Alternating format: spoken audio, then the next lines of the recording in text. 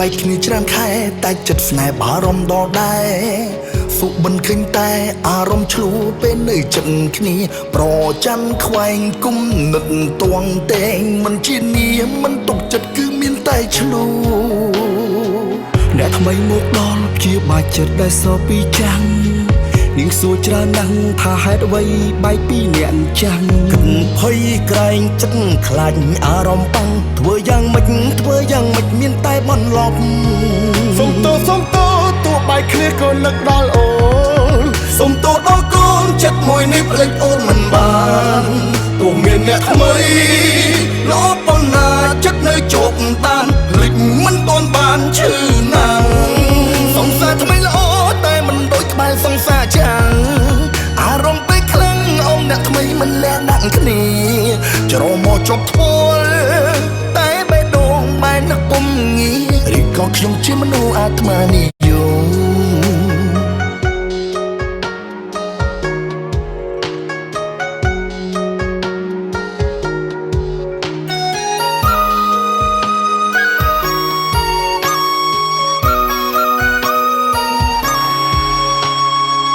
បែកគ្នាច្រើនខែតែចិត្តស្នេហ៍បារម្ភដល់ដែរសូបិនឃើញតែអារម្មណ៍ឆ្លូពេលនៅចិត្តគ្នាប្រច័ណ្ឌខ្វែងគុំនឹកទាស់តែងមិនជានាមិនទុកចិត្តគឺមានតែឆ្លុះ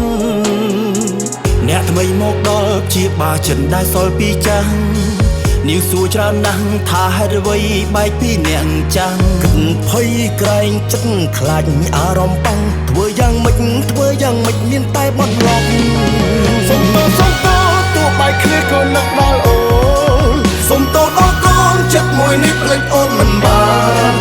ពុំមានអ្នកថ្មីល្អប៉ុណ្ណាចិត្តនៅជោគតានភ្លេចមិនទាន់បានឈឺណាស់សង្សារថ្មីល្អតែមិនដូចក្បែរសង្សារចាំងអារម្មណ៍ពេលខ្លាំងអូនអ្នកថ្មីមិនលះដាក់គ្នាច្រមកជប់ធ្ងល់តែបេះដូងបែរនឹកពុំងាឬក៏ខ្ញុំជាមនុស្សអាត្មានិយមសុំទោទោះបែកគ្នាក៏នឹកដល់អូនសុំទោសដល់កូនចិត្តមួយនេះភ្លេចអូនមិនបានពុំមានអ្នកថ្មីល្អប៉ុណ្ណាចិត្តនៅជោគតានភ្លេចមិនទាន់បានឈឺណាស់សង្សារថ្មីល្អតែមិនដូចក្បែរសង្សារ